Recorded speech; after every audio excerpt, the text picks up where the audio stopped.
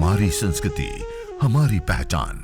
यज्ञ, योग, आयुर्वेद सदा रहे हमारे साथ। भारत के प्राचीन ग्रंथों एवं आधुनिक विज्ञान का दिव्य संगम, यज्ञ महिमा।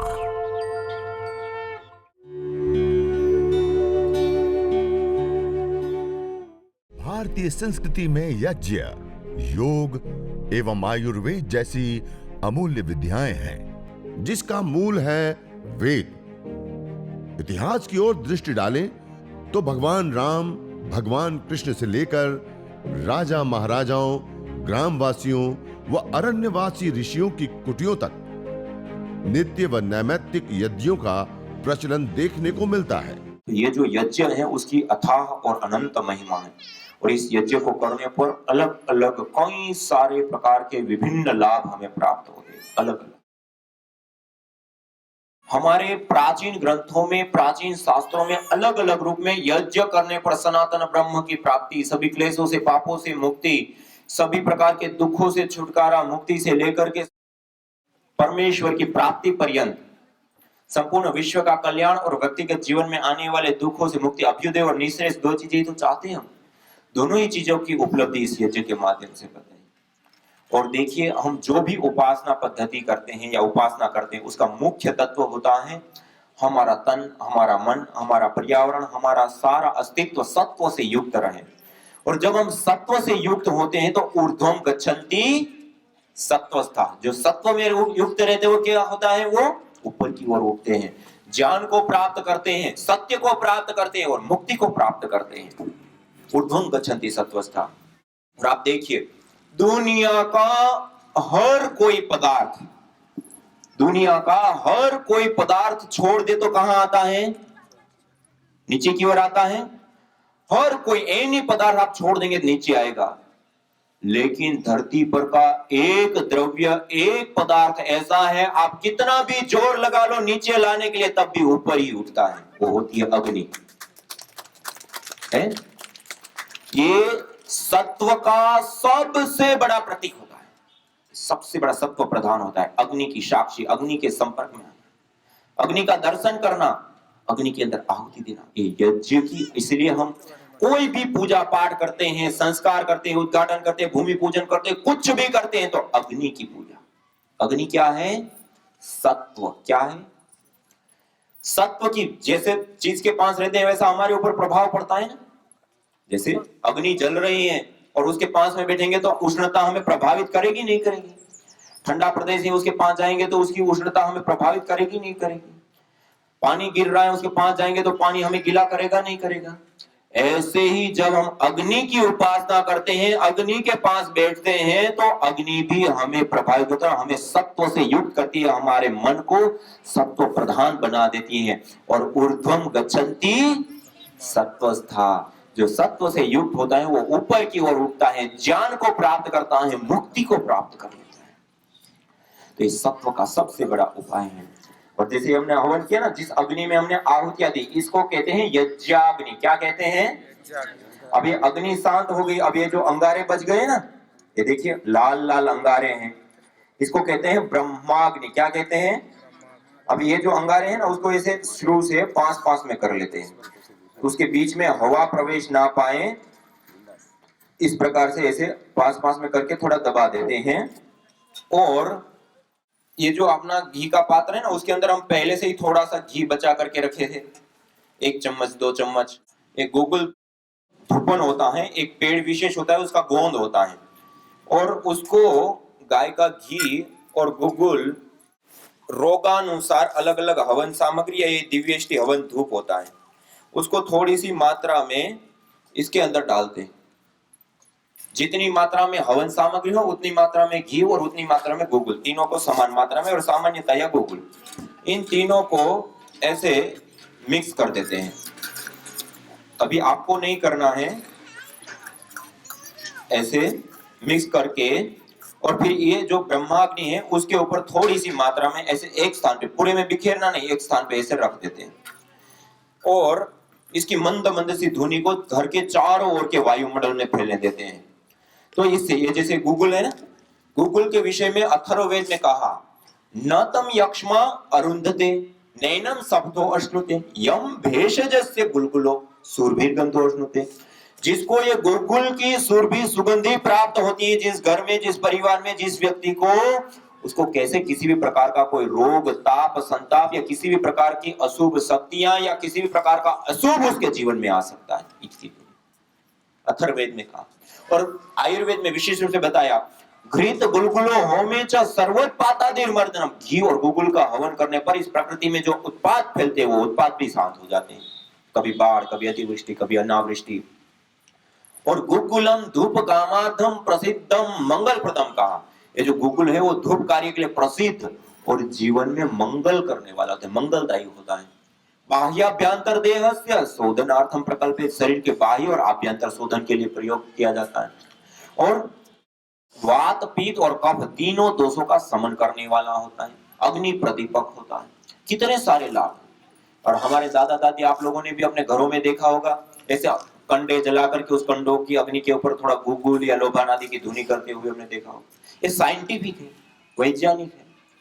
और ऐसे ये दिव्यष्टि हवन, तो ये जो जोड़ा धूप आदि आता है ना, साल के पेड़ का गोंद राल और इसके साथ साथ गुगुल और बागूजी आदि कुछ विशेष जड़ी बूटियों से नियमित ये दिव्यष्टि हवन, तो ये छोटे बच्चे होते हैं ना, नजला हो जाता है, बार बार सर्दी जुकाम हो जाता है, या बड़ों को भी हो जाता है, एलर्जी की प्रॉब्लम हो, थोड़ा भी डस्ट में गए या थोड़ा सा भी ऐसी प्रतिकूल अवस्था में जाते हैं, तुरंत सर्दी जुकाम लग जाते हैं, छींक आने लगती हैं, या इस प्रकार से जो अस्थमा, दमा या श्वास से संबंधित बीमारियां होती है, या छोटे बच्चों के रोगों से मुक्ति के लिए और माहौल को पूरा सुगंधित बैक्टीरिया, वायरस, फंगस से रहित करने के लिए विशेष रूप से दिव्यष्टि हवन धूप से धूपन करते हैं। ये साइंटिफिक वैलिडेशन के साथ है, देखो साइंटिफिक डाटा भी दिया। इसका धूपन करने पर बैक्टीरिया, वायरस, फंगस दूर होते, सुगंधि प्राप्त होती, उससे हमारे गुड हार्मोन्स बनते, उससे स्ट्रेस, तनाव, डिप्रेशन आदि दूर होते हैं, रोगों को ठीक करने के लिए बहुत ज्यादा लाभकारी होते हैं। तो ऐसे अंगारों के ऊपर थोड़ी सी मात्रा में डाल करके उसकी धुनी कर दी। ऐसे ये आपके सामने जो अलग अलग ये रखे ना, ये अलग अलग हवन सामग्री है रोगानुसार। उसमें ये जैसे कफेष्टि हवन सामग्री, जितने भी कफज रोग होते हैं ना, अलग अलग सर्दी, जुकाम, अस्थमा, दमा से लेकर के अलग अलग जितने भी कफज रोग होते हैं उसके लिए कफेष्टि हवन सामग्री से हवन करते हैं। ऐसे ही ये चर्मेष्टि हवन सामग्री, दाद, खाज, स्किन एलर्जी से लेकर के फंगल इन्फेक्शन आदि जो चर्म रोग होते हैं उसके लिए चर्मेष्टि हवन सामग्री से हवन करते हैं। इसी प्रकार यह मधुष्टि, डायबिटीज की प्रॉब्लम होती है, टाइप 1 और टाइप 2 डायबिटीज, डायबिटीज की प्रॉब्लम को ठीक करने के लिए मधुष्टि हवन सामग्री से हवन करते हैं। ऐसे ही हार्ट से संबंधित जो प्रॉब्लम हो जाती है, हृदय से संबंधित, high blood pressure, low blood pressure, हृदय की धमनियों में ब्लॉकेज आ जाते हैं, या अलग अलग प्रकार की हार्ट बीट का बढ़ जाना, कम हो जाना, बीपी का बढ़ जाना, कम हो जाना, ट्रिग्लिसराइड आदि का बढ़ जाना, कोलेस्ट्रॉल का बढ़ जाना, तो उन सब के लिए हृदयष्टि हवन सामग्री से हवन करते हैं। इसी प्रकार से यह कर्कटेष्टि, कैंसर हो जाता है, गांठ हो जाती है, तो उसके लिए कर्कटेष्टि हवन सामग्री से हवन करते हैं। इसी प्रकार से यह मेधिष्टि, मस्तिष्क से संबंधित रोग, स्ट्रेस, तनाव, डिप्रेशन, मिर्गी, पैरालिसिस, पार्किंसन या मस्तिष्क से संबंधित जितने भी एनी रोगों के लिए यह मेधिष्टि हवन सामग्री से हवन करते हैं। इसी प्रकार यह प्राणेष्टि हवन सामग्री, जिनको ऑटो इम्यून डिजीज हो, मल्टीपल डिजीज, एक साथ कई सारी बीमारियां हो जाती हैं, इम्यूनिटी पावर कमजोर है, प्राण शक्ति कमजोर हो गई है, या वंशानुगत रोग हो, ऐसे रोगों के लिए अष्टवर्ग से बनी हुई विशेष प्राणेष्टि हवन सामग्री है।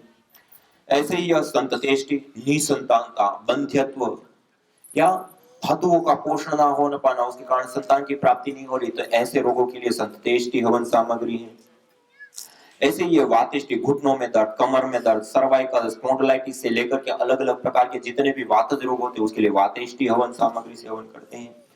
ऐसे ही प्रारब्धिष्टि हवन सामग्री, जो प्रारब्ध जनित दोष होते हैं ना, उसके लिए देखिए कई बार आपने देखा होगा, रिपोर्ट करते हैं, रिपोर्ट में कुछ आता नहीं है, और दवाई लेते हैं, दवाई से असर नहीं होता है, पीड़ा, दर्द एज इट इज रहती है। ऐसे जो रोग होते हैं जिसको अननोन डिजीज कहते हैं, और घर में भी कई क्लेश, झगड़े या अलग अलग प्रकार की समस्याएं और ऐसी सारी चीजें रहती हैं, उन सब से नेगेटिव ऊर्जाएं, नेगेटिव शक्ति, नेगेटिव वातावरण से मुक्ति पाने के लिए प्रारब्धिष्टि हवन सामग्री से हवन करते हैं। एक बहन वनीता जी मुंबई में रहती है, उनको एक बार सुबह में भोजन करते हुए अचानक से एकदम से झटका सा आया और वो जो मुंह में भी डाला था वो भी वो निकल नहीं पाई। उन्होंने कुल्ला करके बाहर निकाला। उसके बाद पानी पीना चाहा, पानी भी ना पी पाई। मानी गला एकदम से चौक हो गया, ना खा पा रही है, ना पी पा रही है, ना बोल पा रही है, एकदम से बंद। पूरा परिवार चिंतित हो गया, पास के हॉस्पिटल में ले गए। वो डॉक्टर ने सारे चेकअप किया, कुछ हुआ नहीं। फिर बड़े हॉस्पिटल में ले गए, अलग अलग रिपोर्ट। बेंगलोर के 6 बड़े हॉस्पिटल के अंदर गए। कई बार एमआरआई, सीटी स्कैन से लेकर के अलग अलग रिपोर्टें होती है ना पूरे शरीर की, क्या बीमारी होगी उसको डिटेक्ट करने के लिए जो जो रिपोर्टें की जाती, सब कुछ किया। कई बार किसी में कोई डिफेक्ट ना हो। और डॉक्टरों ने अंधे में जो दवाइयां दी, वो दवाइयां लेने पर और उनको तकलीफ होने लग गई और समस्या बढ़ने लग गई और बीमारी में राहत होने की जगह पे गंभीर अवस्था में चली गई। और इतनी बुरी अवस्था आ गई, ना खा पाए, ना पी पाए, ना कुछ बोल पाए। और धीरे धीरे उनका वजन कम होने लगा। और 6 हॉस्पिटलों की दवाइयां और ये सारी चीजें जो उन्होंने किया, उतनी देर में तो मतलब उनकी बहुत बुरी हालत हो गई। उसके बाद उनको मुंबई ले गए। मुंबई के 4 बड़े हॉस्पिटलों में उसका उपचार चला अलग अलग। और लास्ट में डॉक्टर लोगों ने कहा कि अब इसका कुछ नहीं हो सकता है, हमारे पास कोई उपचार नहीं, और जो भी दवाई दे वो उसका कोई असर नहीं होता है। और 12-14 किलो वजन भी उनका कम हो गया। उस समय उनको घर पे लाए और आपको जानकर के आश्चर्य होगा, उनका भाई अपने घर में पिछले 6 साल से हर दिन सुबह और सायंकाल सूर्योदय और सूर्यास्त के समय पे छोटा सा 10-15 मिनट का हवन हर रोज करते हैं। जिस स्थान पे करते हैं वहीं पे उनको रखा। मेधा को, ये जो प्राण इष्टि आदि है ना, जो जीवनीय शक्ति, प्राण शक्ति देने वाली, मेधा को पोषित करने वाली जो जड़ी बूटियां हैं, उन जड़ी बूटियों से उनसे हवन कराया। और हर सामान्य रूप से 10-15 मिनट हवन करते थे। तो उनको विशेष हवन किया, आधा 1-1 घंटा यज्ञ किया। और उसी में उनको 2-2, 3-3 घंटा बिठाया इस वायुमंडल के अंदर और उनको प्राणायाम करने के लिए कहा। आपको जानकर के आश्चर्य होगा, जब ये उनको समस्या हुई, 1 महीना 12 दिन कुछ बीत गया और मुंबई और बेंगलोर के बड़े बड़े कई हॉस्पिटल, कई रिपोर्ट, कई दवाइयां लेने के बाद कोई असर नहीं हुआ। और वो बहन को यज्ञ करने पर 6 दिन के अंदर उनकी आवाज आ गई, खाने पीने लग गई। ये जो अननोन डिजीज जिसको हम कहते हैं ना, जिसका कोई रिपोर्ट में कुछ नहीं आता, ये यज्ञ करने पर ऐसे रिपोर्ट आते हैं। और ऐसे एक दो ही बीमार नहीं, कई सारी, ये साइंटिफिक है, वैज्ञानिक है। ये जो सारी जो आपके पास से सामग्रियां रखी है ना, ये सारी की सारी हवन सामग्रियां दुनिया में आज हम दवाइयां खाते हैं तो उसको एविडेंस बेस्ड स्टडी करते हैं। आज दुनिया में पहली बार PRI पतंजलि रिसर्च इंस्टीट्यूट में रोगानुसार हवन सामग्री का आज एविडेंस बेस्ड सामग्रियां तैयार है कि इस सामग्री को डालो तो ये चीज बनती है और उससे ये लाभ होता है। और सैकड़ों लोगों ने, जो गंभीर सामान्य बीमारियां तो ठीक होती है, सर्दी जुकाम बुखार या छोटी मोटी बीमारियां तो लोगों की ठीक होती है, लेकिन जो गंभीर बीमारियां होती है, जिसको हम बड़ी बीमारियां कहते हैं, वो बीमारियां भी यज्ञ चिकित्सा से ठीक हो जाती है। और आयुर्वेद में भी बताइए, या प्रयुक्ता चेष्ट्या राजयक्ष्मा पुराजित ताम वेद विहिताम आरोग्यार्थी प्रयोजित। जब बीमारी की अवस्था बढ़ चुकी है, बिगड़ चुकी है, अन्य ट्रीटमेंटों से अब कोई विशेष लाभ नहीं हो रहा है, स्थिति बिगड़ चुकी है, तब आरोग्यार्थी वेद विहिता, आरोग्य चाहने वाला व्यक्ति वेद विहित यज्ञ का अनुष्ठान करके उस बीमारी को जीते। और अथर्ववेद में कहा विशेष रूप से, यदि क्षितायुर यदि वा परेतो यदि मृत्योरंतिकम नीत एव तमाहरामि अस्पार्श्वमेनम सप्तसार्ध। यदि व्यक्ति की आयु क्षीण हो चुकी है, यदि उनके प्राण, उनकी धातु क्षीण हो चुकी है, मृत्योरंतिकम, मृत्यु के अंतिम क्षणों को देख रहा है, अब आगे जीवन उनका संभव नहीं, तमाहरामि, उसको भी मैं यज्ञ बाहर लाता हूं और 100 साल की निरोग आयु देता हूं। वेद में भी बताया और उसी के आधार पर अनुसंधान किया, अनुसंधानों में भी हमने पाया। और जिन लोगों ने अपने जीवन में यज्ञ को अपनाया, उन लोगों ने भी अपने जीवन में पाया कि यज्ञ करने पर बड़ी बड़ी बीमारियों से ठीक हो गए। हमारे बीच में हमारे आदरणीय भ्राताश्री विशेष योग, यज्ञ, आयुर्वेद, प्राकृतिक चिकित्सा से लेकर जो भी भारतीय संस्कृति की विधाएं और विद्याएं हैं, उसके प्रसार में विशेष रूप से अपना योगदान दे रहे हैं। पिछले कई समय से वो विशेष रूप से यज्ञ चिकित्सा के ऊपर उनका ध्यान आकर्षित हुआ। उसके बाद वो यज्ञ चिकित्सा को भी लोगों को बताते हैं, सिखाते हैं, कराते हैं, लोगों को प्रेरित करते हैं, बीमार होते हैं। मैं उन्हीं से निवेदन करना चाहूंगा, उन्होंने कई सारे ऐसे जो गंभीर केस होते हैं, कैंसर के और ऐसे बड़े बड़े रोग के, वो उन्होंने ठीक है। मतलब जो लाखों लाखों रुपए लगने पर भी जो लाभ नहीं होते हैं, वो इतना छोटा सा हवन। अब इसमें कितना घी लग गया, 10-20 रुपए का घी, 10-20 रुपए का अन्य सारा सामान, 25-50 रुपए, और उतने में कितना लाभ। और एक का नहीं होता है, पूरे परिवार का होता है। जैसे भाई साहब ने बताया, उनकी माता जी को स्लिप डिस्क की प्रॉब्लम थी, वो भी ठीक हो गई साथ साथ। तो कहने का अभिप्राय है कि अलग अलग कई सारे जो रोग होते हैं, वो अपना तो ठीक होता ही है जो उस व्यक्ति का ट्रीटमेंट करने जाते, परिवार के सारे लोग उसी वायुमंडल में श्वास लेते हैं नहीं लेते हैं, तो सबको लाभ होगा नहीं होगा। ये सबसे इंपॉर्टेंट हमारा आहार होता है वायु, सबसे ज्यादा भी होता है, होता ही नहीं होता है। हम 24 घंटे में सबसे ज्यादा कौन सा आहार लेते हैं, वायु। और सबसे इंपॉर्टेंट, आप भोजन छोड़ दो, पानी छोड़ दो, तब भी आप कई दिन तक जीवित रह सकते हो, कई महीने तक जीवित रह सकते हो, लेकिन वायु छोड़ करके देखो 2 मिनट भी हम जिंदा नहीं रह पाएंगे। ये ज्यादा और इंपॉर्टेंट महत्वपूर्ण हमारा आहार होता है। उसको हम हवन करते हैं तो वो हवन क्या कर देता है, उसको मेडिकेटेड बना देता है, जीवनी शक्ति से युक्त कर देता है, प्राण शक्ति का संचार कर देता है उसके अंदर। उसमें जब हम श्वास लेते हैं तो हमें ही नहीं, अपने पूरे परिवार को, सबको लाभ होता है। देव पूजन होता है, ईश्वर की आराधना होती है, पुण्य प्राप्त होते हैं, मनोकामना की पूर्ति होती है, और सबके साथ साथ पंचभूतात्मक देह और पंचभूतात्मक इस प्रकृति का पोषण और संवर्धन भी इसी यज्ञ के माध्यम से होता है। इसलिए इस यज्ञ को, इस हवन को, इस अग्निहोत्र को हमें विशेष रूप से अपने जीवन का हिस्सा बनाना चाहिए, एक जीवन शैली के साथ हमें जोड़ना चाहिए।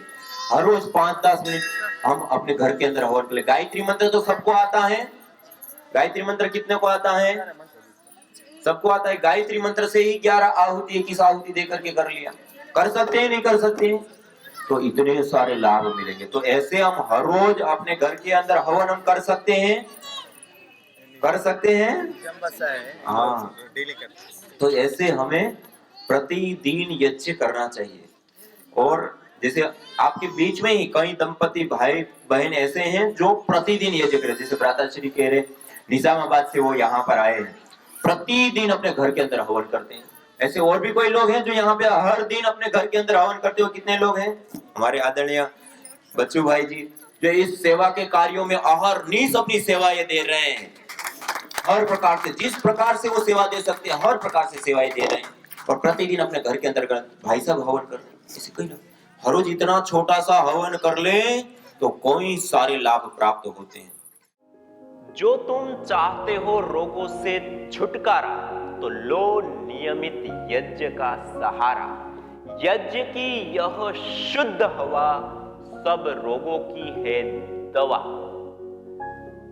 आयुर्वेद ग्रंथों में यज्ञ को देवीय चिकित्सा कहा है, और कहा आयुर्वेदेषु यत् प्रोक्तम यस्य रोगस्य भेषजम तस्य रोगस्य शांत्यर्थम तेन तेनेव होमये। अर्थात आयुर्वेद के अंदर जिन रोगों की शांति के लिए जिन जिन औषधीय द्रव्यों का सेवन करने के लिए कहा जाता है, उन्हीं द्रव्यों से हवन करने पर वह रोग हमारे शांत हो जाते हैं, दूर हो जाते हैं, नष्ट हो जाते हैं। अतः आइए हमारे ऋषियों द्वारा प्रदत्त देवीय चिकित्सा यज्ञ को अपनाएं और अपने स्वास्थ्य को समृद्ध बनाएं।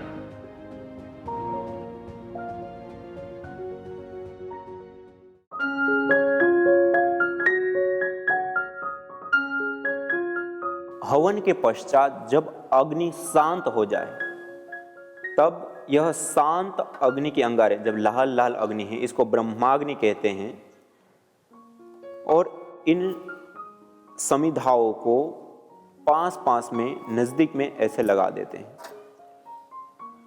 और नजदीक में ऐसे लगा करके ऐसा थोड़ा सा दबा देते हैं। तो यह समिधाएं अब लंबे समय तक प्रदीप्त रहेगी अंगारे के रूप में। और इसके ऊपर यदि हम चिकित्सा यज्ञ करते हैं तो रोगानुसार जड़ी बूटी 5 से 10 ग्राम और थोड़ा सा 5 से 10 ग्राम घी, मानी समान मात्रा में गाय का घी और समान मात्रा में जड़ी बूटियां, और इसी प्रकार से गुगुल समान मात्रा में लेते हैं और तीनों को साथ में मिक्स कर देते हैं। इस प्रकार से उसी घी के पात्र के अंदर, और यदि सामान्य रूप से हम हवन करते हैं तो गाय का घी है, गुगुल विशेष रूप से, और दिव्येष्टि हवन धूप, उसको इस प्रकार लेते हैं और अंगारों के ऊपर एक स्थान पे एक जगह पर ऐसे रख देते हैं और बाकी जो बचा हुआ है उसको अपने पास में रहने देते हैं। इस प्रकार पहली बार रखा वो धीरे धीरे मंद मंद सी धुनी देगा और इस वायुमंडल के अंदर बैठ करके भस्त्रिका, कपालभाति, अनुलोम विलोम, भ्रामरी, उद्गीत, ध्यान से लेकर के अलग अलग योगाभ्यास, रोगानुसार यज्ञ और रोगानुसार योगाभ्यास करें। सामान्य अवस्था में यह 10-15 मिनट तक धुनी चलेगी। उसके पश्चात फिर से यह जो हमने मिक्स करके रखा है उसको थोड़ी सी मात्रा में फिर से लिया और फिर उसके ऊपर थोड़ी देर के लिए रख दिया। ऐसे हर 15 मिनट में एक एक चम्मच रखते रहें। यह धुनी 2 घंटे 3 घंटे तक निरंतर गाय के गोर के स्टिक के साथ करते हैं तो चलती हैं। और इस वायुमंडल में बैठना, इस वायुमंडल में प्राणायाम करना, इस वायुमंडल के अंदर आसन करना, इस वायुमंडल के अंदर व्यायाम करना विशेष रूप से लाभकारी, हितकारी और उपयोगी होता है। और सामान्य अवस्था में भी अपने घर के अंदर इस प्रकार हवन के बाद धूपन अवश्य करना चाहिए। गुगुलम धूप कामार्थम प्रसिद्धम मंगल प्रदम का, यह मंगलदायी होता है जीवन के लिए। बाह्याभ्यंतर देहस्य शोधनार्थम प्रकल्पये, शरीर के बाह्य और आभ्यंतर दोनों ही प्रकार के शोधन के लिए यह कार्य में आता है। बैक्टीरिया, वायरस, फंगस और अलग अलग प्रकार की नेगेटिविटी, नेगेटिव ऊर्जा, उन सब चीजों से, बीमारियों से हमें मुक्ति देता है और स्वस्थ, सुंदर और प्रसन्न मन के साथ जीवन प्रदान करता है। इस प्रकार हवन, धूपन अवश्य अपने घर में प्रतिदिन करें।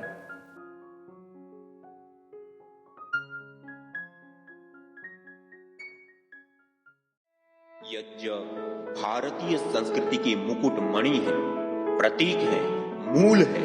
मानव जीवन के हर पहलू के साथ यज्ञ जुड़ा हुआ है, चाहे वह संस्कार, चाहे पूजा पाठ या फिर पर्व से लेकर हर शुभ अशुभ अवसरों में भी यज्ञ करने की सार्वभौमिक, वैज्ञानिक एवं पंथ निरपेक्ष पावनी परंपरा रही है।